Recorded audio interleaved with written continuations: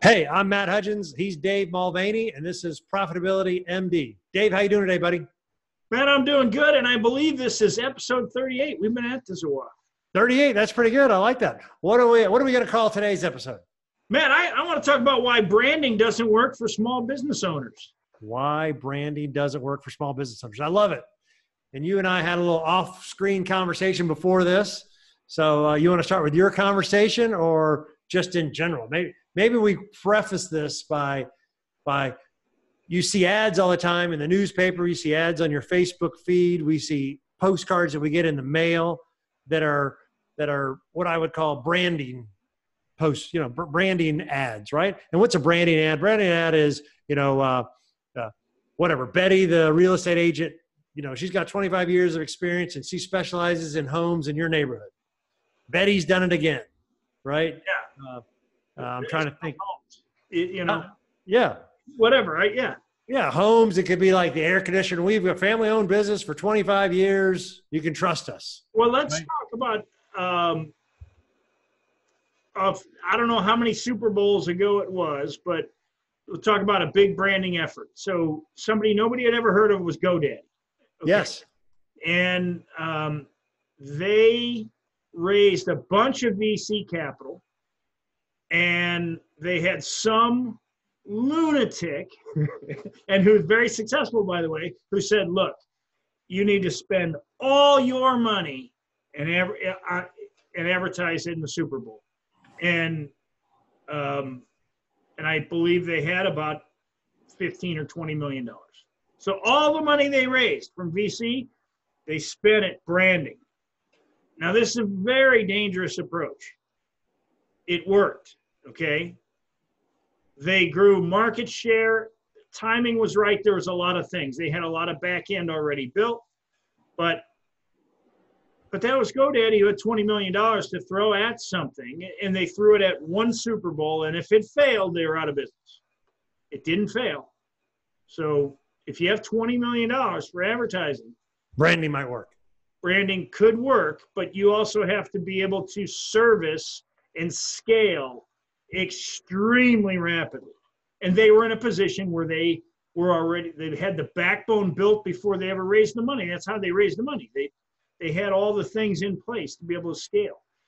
So if the lesson to be learned is, if you're Betty, the real estate agent, and a VC gave you $20 million, or you took your own $20 million, could you scale nationally in a matter of days? If that answer is no, then the branding is going to put you out of business. So, right. A better thing, which you and I believe in, is what they call direct response. Direct response marketing. We want to run ads and marketing efforts that elicit an action, a call to action that they're going to pursue. Yes, I want that information. Yes, I want to know more. Yes, please tell me more. Right? Precisely. And which, in most cases, direct response marketing, for instance, I'm writing for 2 clients this week, or I finished one by Monday, but one of the questions that I got is, in the first about 3/4 of the page, and I say page, but 3/4 of the document, we didn't even mention his company name, anything about them, what they did. I mean, what they did, yeah, we talked about pain, results, transformation, but then we got into, hey, and by the way, I'm so-and-so, who I am, what I do. But we had to preface that by getting the prospect into the mind frame of either I am interested in this or I'm not.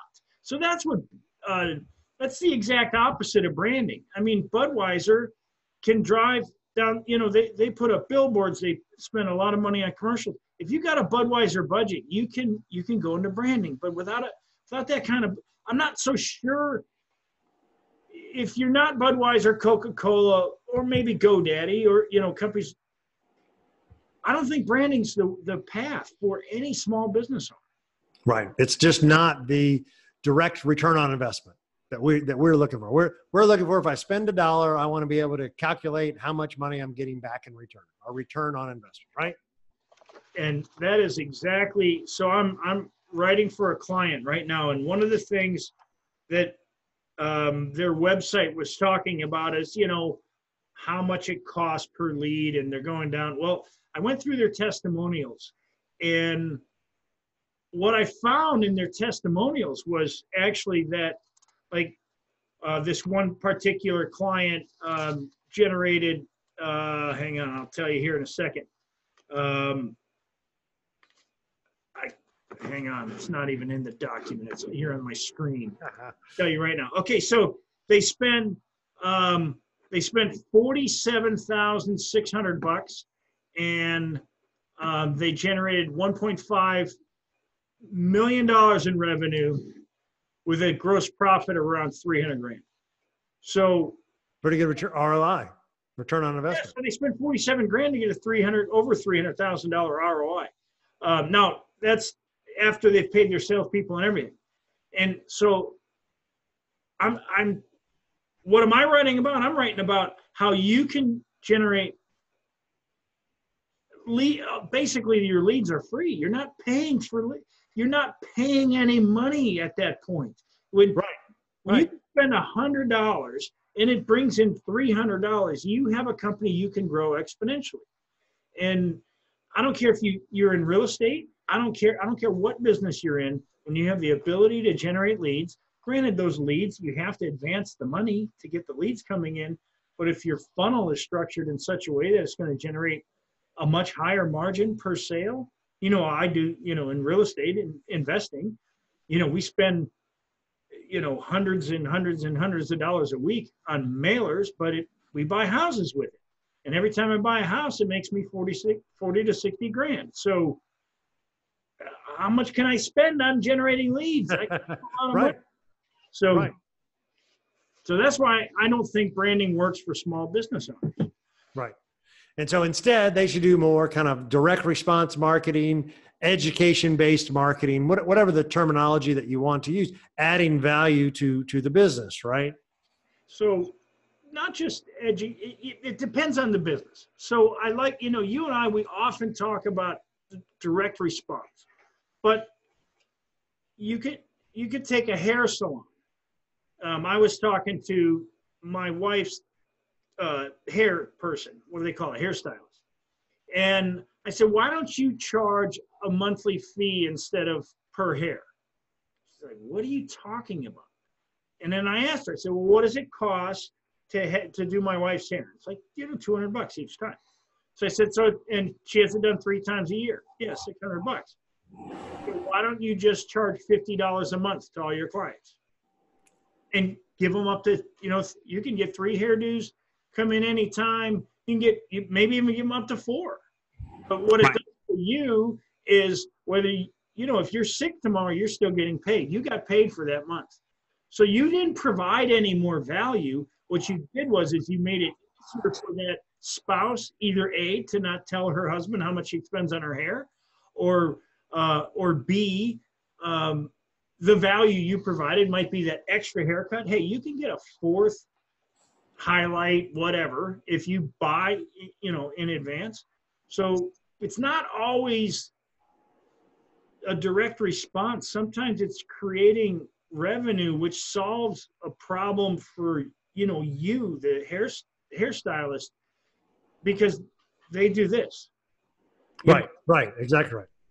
Some weeks they're as busy as all get out. They can't even keep up with all the clients. And the next week they have nobody. But what if your income was just constant all the time? That's what you want. You don't care about whether you're cutting hair or not. If your income is constant, what do you care? No. And that could be a differentiator on your marketing, right? That could be a differentiator on your marketing. We were talking about real estate agents beforehand. So I had a meeting with a real estate agent this morning. And it's a couple, male and female agents. They work together. And they were talking about revamping their sales have kind of stalled. They're kind of feeling stale. They were thinking about doing some marketing. They've spent some money on some marketing in the past. It hadn't worked. And you start out, what have you done? What works? What doesn't work? What have you done in the past? And so it turns out they've tried some, marketing, but what kind of marketing? It's the branding marketing. Hey, we've got, 20 years of experience apiece and yada, yada, yada. And I said, well, that's great. But I went through what we've talked about before and the buyer's journey. Would you call up the Lexus car dealership and say, hey, I'm thinking of buying a car? No, you wouldn't do that because you know that guy's going to bombard you. Would you expect somebody to call you and say, hey, I'm thinking of selling my house? No, because they know you're going to bombard them. So how do we reverse engineer this where they kind of want to talk to you as a real estate agent to learn a little more? So I said, what kind of questions would they be asking that you could kind of help them, the buyer's journey, right? In order for them to sell their house, what are they asking? Well, they might be asking what houses in my neighborhood are going for, right? So maybe you have a neighborhood, price booklet or, whatever. And it's just what all the houses sold for, what was active now, what percentage of the sale price, whatever. These real estate agents can pull that off. Truthfully, you can pull a lot of that off of Zillow, but that's not the point. It's just making it easier for a prospect. Hey, you want to know what houses go for in your neighborhood? We got a little guide. And on that same subject, on my real estate website, I actually tell people how to value your home. And one of the ways I tell them, and it's in a video, but I show them that, but my neighbor's house went for $400,000.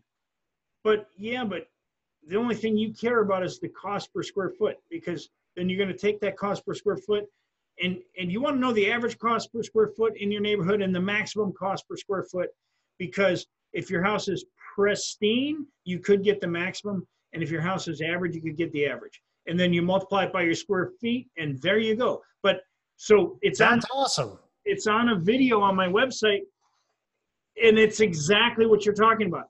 Give people the education that because all they know is their neighbor's house sold for $400,000. So they think automatically my house should sell for $400,000 because I have a pool and they don't.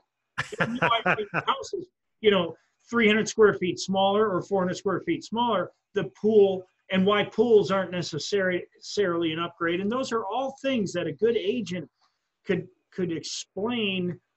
Could educate, right? So there's your free report, how to value your home. And you do this little square footage video. You do a square footage little article. You could say what projects are worth the money, right? Or what's your competition doing? So in other words, houses in your neighborhood, what has been done, houses in your neighborhood. That's almost the same report, right? What's for sale and have they upgraded their kitchen and their bathrooms or not, right? That's the same report that you would really probably do if you were doing it on a listing appointment. But in this case, we called it a competitive analysis. Get a competitive analysis for your neighborhood. How to value the price of your home. Projects to improve the value of your home. How to sell your home quickly and easily. And all those things would be valuable information that would elicit a response, right? Direct response that would educate and motivate your potential clients to, oh yeah, that makes sense.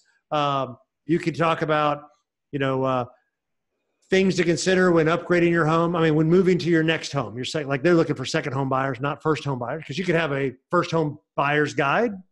You could have a, upgrade guide, right? Yeah. How to qualify for a mortgage on your second house. Great. You could have things to consider when upgrading your house. Oh, I'm getting my internet connection thing. Am I breaking up again? You're okay now. All right, I'm back. I was saying you could have information on how to, what I was saying about what to upgrade on your house. Yeah, but I was thinking so when I use in this house, I don't have as big of a yard as I had in my old house because my kids are teenagers and we haven't used the yard in 5 years, right? But when my kids were 5 years old, I wanted a great backyard that we could go play soccer in, right? So maybe my needs have changed. I don't need this gorgeous backyard, or maybe I want a yard that I can sit in, with me and my wife, and we're going to read a book. I want a garden instead of a play set, right? Just things that an agent knows. But anyway, all that is educating someone along the buyer's journey. And if you're doing that, like you said, you did it by video, that means they're likely to end up, well, gosh, he seems like a knowledgeable person. He'd probably be a great agent. I'm ready to sell my house. It also gives you a great reason to follow up with somebody. Hey, Dave, I see you watched my video on how to value your house. Any questions about that? The biggest mistake I see people make is they try to look at the most expensive house in the neighborhood and they think their house is worth that. But you really got to consider how many of the upgrades are in your house versus the upgrade, whatever it is. But now you have a reason to even follow up with them again, right?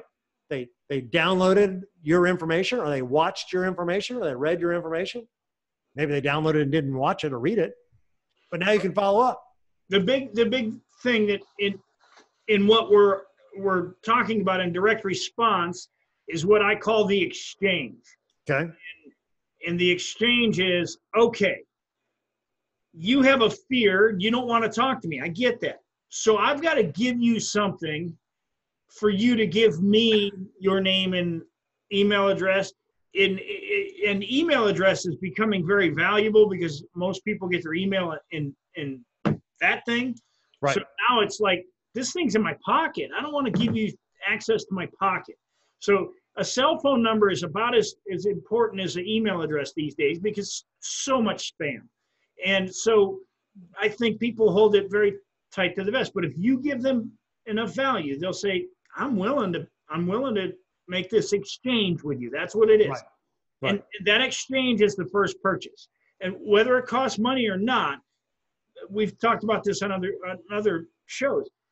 They've made a buy-in at that moment in their mind. And once that buy-in is made, now you have the ability to talk to them for the next however long. And a real estate transaction might be a year before that person's ready to sell. That's right. Or look for their next home.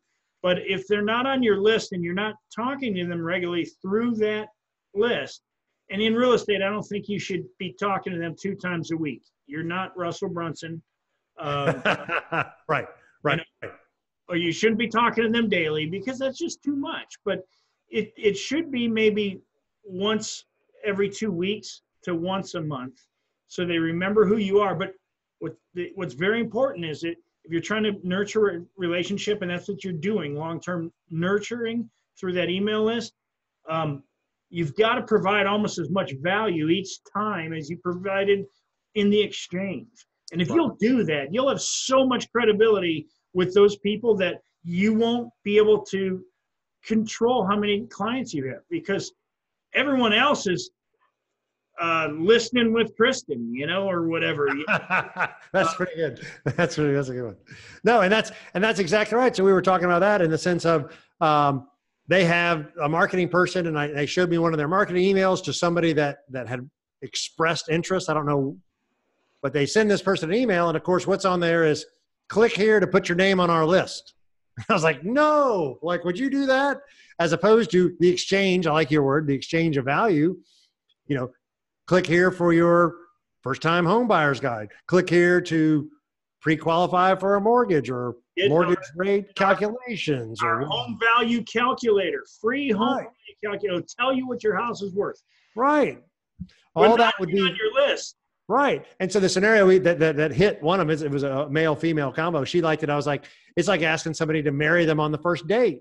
No, we're just dating. We're just getting to know each other. Your email here says words on a first date. Hey, we don't want to do that. We want to kind of get to know you and learn a little bit about you and kind of, educate ourselves. So it was really funny. So whoever their marketing person is, I was like, that's okay. Oh, and it did the typical, we've got 20 years of experience, each have 20 years of experience, yeah. And I said, I really don't care about that. I said, not to be rude, but tell me what complexities or what problems I might encounter. Remember, we've talked about it before, solve a problem or give me a result. What are the problems I might encounter when listing or selling my home? What, do you want to deal with the people holding the open house, rummaging through your house, following up, negotiating the contracts, whatever agents do? You would tell to me, we manage the complexities of real estate. Mention what those are, and then say, now you mention, because we have 20 years of experience of doing this, right? That's where you sneak in my 20 years. But 20 years of experience doesn't mean squat to me unless it is that you've solved a problem or gave me a result. You've made it easier we've used this before, the easy button. Make it easy for me to list my house with you. Make it easy for me to sell my house. Because a lot of the people, we talked about this before, one of the strategies agents use is the listings for sale by owner. And then if those people don't sell it, then you call them and say, hey, I see you had trouble selling your house. Would you like to list it with me? Right? That is a strategy that does work. It has worked in the past. Absolutely. But they only got 800 other calls. That's exactly right. But that's like a do-it-yourself investor is not really going to hire a financial advisor. It's just not what they're going to do. There are certain people that outsource buying real estate, that outsource their lawn care, that outsource their cleaning services. Those are your clients when you're an agent. Those are your clients when you're, well, a handyman, right? You want that. A handyman gets business from people who don't want to do it, right? So, you bring up the for sale by owner, because we're talking about real estate agents right now. It's a great subject because there's probably more of them than there is probably almost any other position, except for maybe Amazon delivery people. There's probably, but, the reality is there's for sale by owner houses everywhere. So if you provided value that came to their mailbox, and that, what I mean is the value that you send them in the mail is not a postcard. It's nothing about you. It's, hey, I want to show you how you can get top dollar for your house. Right. Without using a real estate agent. Right. You think they might click on that link and put their name and email address in a box? I would think so. I think because everyone else, all these agents are like, everything they're getting in the mail is list. Everybody lists with me. But if you can get something, I'm not saying that you're not asking them to list with you, but you're going to tell them how they get top value without listing with an agent. But who do you think they're going to turn to when they fill out the list and you're talking to them every month for 12 months and you're providing them value and their house doesn't sell? Who do they trust now? Right. The guy who's sending them a postcard, or you who have been providing value for 12 months? Hey, what you'll get is a call that says, hey, Steve, I'm ready to list my house with you. And no questions asked. The sale has already been made. Right. And that's, the marketing was all the value added because you helped them along their buyer's journey. So by the time it was deciding for them to list their house, who else were they listed with but you, who they know, like, and trust, and provided valuable information along the way. The cool thing about this was that I was mentioning to them. So they have they help residential housing, right? But they also have this little sliver of people that they help flip houses. We're going to help you buy the house and fix it up and sell it or whatever. And I was like, and this was one of those, we've talked about this before, it worked so well, we quit doing it. And so one of them was like, well, every time we have an event with our past clients, we always get a referral. Well, maybe we should start doing events again, right? And then what got into there, what got me thinking about, we talked about, what 5 projects you should do to upgrade your house to sell it quickly or easily, right? I was like, here's a way to kill 2 birds with 1 stone. So let's say you have a house for sale that has been renovated, right? Whether it was a flip or somebody who lived in there. Well, then you can invite your current clients there. You could invite potential people that were thinking of listing with you. You could invite investors who were thinking of fixing up houses, because all of them want to see before and after photos of the kitchen before it was redone, the bathroom before it was redone. And so now it's almost like you could get all your constituents in one location, right? You could get your past clients. Oh yeah. You could have potential listings. Yeah, this is what's out here. Gosh, I was thinking about doing this in my kitchen. You could get your other referral sources, like your mortgage broker comes in there. Anyway, you're kind of showing your expertise all around to all different parties, right? Past clients is a great way to get referrals. People who have expressed interest, 5 projects to do. Is it worth it redoing your kitchen or your bathroom? Well, come on over. Let me show you. And then you can explain how they did if you're going to sell it, you do B grade. If you're going to keep it yourself, you do A grade type stuff, right? Walk them through what the renovation was, the before and after, and why they chose what they did, and what level of finishings they chose and why. Anyway, that's a great event. Now it's not just an event. It's become much more than that, because it's an educational event where you're educating both your potential clients and your existing clients, really how knowledgeable you are. Well, another event they could do is, let's say, and I'm using, because I sold a house and I did this for the real estate agent. Okay. I said, I'll tell you what, I'm going to have a going away party and I'm going to invite you. That's what I told her. Okay. I said, however, you're going to pay for the food and the booze. And she's like, okay. I'm like, you just made a big commission and I'm going to invite you to the party with all my neighbors who you're going to have a relationship with. And I'm going to have all my friends here. And guess what it's going to say all over? That this whole party is being provided by you, because you're saying thank you to me for basically allowing you to sell my house. And guess what these people are going to do? Man, this was a nice party. I want to have a party like that when I sell my house. So that is a great idea.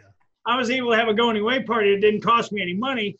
And some of my neighbors could drink. So, so that saved you some money, but at the same time, it gave her tremendous value. Number one, she just got a big commission. Number two, I know she got more clients out of that naturally because, see, they see that, wow, this person is saying thank you and is throwing this great party with great food and everything. And so, you know, there are different ways than just branding. Branding doesn't work. Relationships work.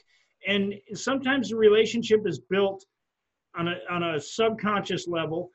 Is having a party where everybody knows you paid for everything, is that marketing? Of course it is. Of course it is. But nobody cares. This is so funny you say this. So there's another coach that I work with, specializes in financial advisors, and they have a strategy which is almost exactly what you said. And I've done this myself. I actually, it happens by default on my side, which is, so I'm a golfer. So the event could be, hey, Dave, let's put together an event to go to on a golf trip. Let's go to Streamsong, and you can invite all your buddies, and I'll organize the whole thing. Now, I'm not going to pay for it, but I'll just organize the whole thing, and you round up, 3, 4, 5, 6 buddies, and I'll be on the trip as well, and I'll just be the guy that organizes it. Now this guy calls it he has a term like preferables. It's a referral, but it's a preferred referral because now I'm going to Dave on a golf trip with Dave's buddies. I organize it so I look kind of cool, like, right? Because you're a host, right? Even though I didn't pay for anything. And now I get to hang out with your friends in a non-business environment for whatever, 3, 4 days, whatever the golf trip is, right? The other way to do it is to get yourself invited on Dave's trip, right? So this is what happens to me is that, my client Dave is invited to a golf trip down to Orange County National, and gosh, so-and-so got sick or twisted his ankle. He can't make it. Matt, do you want to go with us? Well, heck yes, I want to go with us. Why? Because I get to spend a weekend or 4 days with Dave, who's my client and my buddy. But what? I get to meet all of Dave's friends in a non-business environment, 3, 4 days playing golf. And it works for me every time. I get a client out of it almost every time I do that.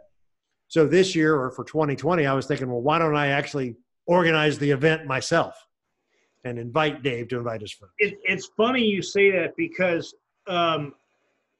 we get like every, I don't know, probably once a quarter, I'm guessing, we get a really nice envelope in the mail inviting us to Ruth Chris. Okay. It includes dinner. It includes 2 glasses of wine. It says, we're providing dinner and up to 2 glasses of wine per person, and you and your spouse are welcome to come. And I always say to my wife, I'm like, I know this is going to be a sales pitch, but it's very tempting to go have a free Ruth Chris dinner and, and a couple glasses of wine. That person understands the value. I'll give you value. Yes. In exchange and value. Providing Ruth Chris dinner, that's a lot of value. People are willing to, I guess I'll go listen. And what's going to happen? Some of the people in the room are actually going to buy or sign up for their services, financial services, naturally. And when that happens, sometimes there's a frenzy. Sometimes you get like 80% of the room. Right. But you could do the same thing, and we've done this before. Like, let's go back to that financial planner. Could do the event instead of inviting you to the Ruth Chris. It could just be a really interesting topic that you want to find out. How to maximize Social Security, how to protect your portfolio for the next recession. And that might be enough value that, well, heck, I don't need the Ruth Chris dinner. I just want to come out and find out that information. Yeah, is gold really going to happen? Of course, everybody's touting gold again, which, right. We've never heard this before. Right. But those are very timely topics. So we were talking about, on the financial planning side, hey, that could be a good thing. Could be not the gold, but, are you ready for the next recession? Well, it's not really a scare tactic, but it's, recessions come and go. We always have them. Are you prepared is a fair question. What's your strategy for the next recession? How are you protecting your portfolio during the next recession? Any of those might be what I would call direct response marketing, because that promotes or elicits a response. Well, gosh, I'd like to know more. Let me click on the button and watch the video. Let me click on the button and go to the event. Let me click on the button and get his little report, right? There's a famous, I don't know how famous it is because I'm in the industry, right? Is what's his name? Ken Fisher hates annuities and you should too. Click here to find out why. Well, let's look at, and I'm sure anybody watching this has heard the name Porter Stansberry before. Okay. Stansberry Research, they're not like in the investment business. All they do is sell paper. That's all they do is sell reports. They sell $250 million a year in reports. They're a research company, but they're a direct mail company, but yet they provide value, and that's what people pay for. It's not like, and so my point is, if you provide the kind of value they provide, you could sell the reports if it's good enough. That's what I'm saying. That's right. What Stansberry Research does. They sell the reports. But if you're a financial planner, or you're in and around that business, or you're in real estate, I don't care. Or you're real estate, yeah. Provide that kind of value, and you give those type of reports for free, your clients will be eating out of your hands. I mean, they're just nothing, no better way. And that's much better than saying, hey, you want to list your house with me? Hey, are you ready to buy? Hey, are you ready to buy? Like, that's just putting up your face on a billboard and saying, I'll list your house. I'll sell your house in 30 days. Well, I'll sell your house in 90 days. You're providing some value, but I mean, yeah, that's a value. I see that there's some guy over here that does that, and or we'll buy the house from you. Now, who knows what the price is and how they make their money on that, but it's a value service, right? We'll sell it in 90 days or we'll buy your house. Well, there's a call to action for sure. There's a call to action. That's pretty interesting. That's better than, hey, I've been in business for 25 years. I sell a bunch of houses in your neighborhood.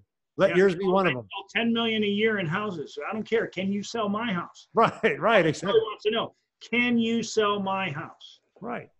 And so, well, kind of wrapping up, I'm looking at our time here. I think we're right at our little 30 minutes all of a sudden. But it's like brand. So branding doesn't work. You're not a real estate agent and you send out your postcards that says, I'm a great agent and I can sell like you said, I've sold $1 million in houses this year and I can sell your house and I sell houses in your neighborhood. Nope. It's going to be how to sell your home quickly, how much your neighborhood houses are going, what's your neighbor's house, what's your competition look like, whatever these reports are, how to value the price of your home. You had that video, right? We want to elicit a response. We want to educate and motivate our potential buyers to kind of move along. So when they are ready to make the decision, you're not going to convince anybody to buy today, but when they are ready, you're the guy they're going to call. I use my car as that example, right? That I go, if I want a sedan or not, I get the hybrid, and then I decide I want the Lexus hybrid. That's when I call the Lexus guy. I didn't call the Lexus guy, hey, I'm thinking of buying a car. What do you think I should get? Because we're all afraid of that, right?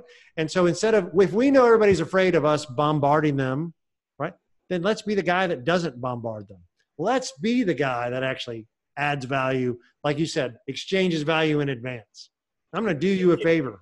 If you provide value before your relationship building, whether you know it or not, when the value you provide, it's going to do a couple things. It's going to position you as an expert in the industry. It's going to make them trust you and that they know that you're an expert.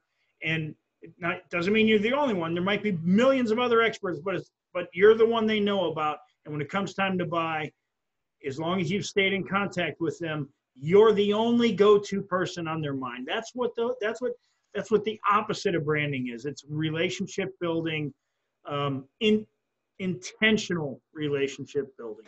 Right. And maybe that's a better way to say that. Maybe intentional branding works, right? I'm branding myself as the expert. I'm not branding myself as, Wendy, the sales wonder lady, right? So anyway, all right, that was a pretty good one. I like this branding. We got in this conversation with real estate agents, but it really applies to everybody. And that we really want direct response. We really want education response. We want exchange of value, all those type words that we can help educate and motivate people so that then we can make an offer. We didn't really mention call to action. We should have a call to action, plus whenever you're ready, here's 4 ways I can help you. Well, you actually did mention the call to action when you said, hey, put your name on our list. And we said, no. That's not a call to action. That's not a good call to action. No, a good call to action is whenever you're ready, here are 3 ways I can help you, right? Pinpoint price analysis, prices in your neighborhood, how to value your home. right? Or whatever. I don't know what just something in exchange. Yeah. So something in exchange. I want that. So yeah. Well, all right, Dave, where can we find you, buddy? You find me at davidmulvaney.com, and there is enormous amounts of free information on my website where you can find out literally anything you want to know about marketing or about copywriting or direct response marketing, and all of the Profitability MD podcast video logs are on davidmulvaney.com. Of course they are. You can also find me on LinkedIn. I'm David Mulvaney on LinkedIn. So. Perfect. So I'm Matt Hudgins. So Matt Hudgins on LinkedIn. And then my coaching website is 10xprofitability.com. I have one of my lead magnets is everything you know about marketing is wrong. Put in your email and you watch these videos and you get little email drip campaign that kind of educates you on why everything on your marketing is wrong. Little videos. So kind of fun stuff. All right. All right, man. Sounds like you have a good week ahead. I've got a good week heading to New York next week. I'll be back on Wednesday in time for our next show. All right, man. See ya. Take care.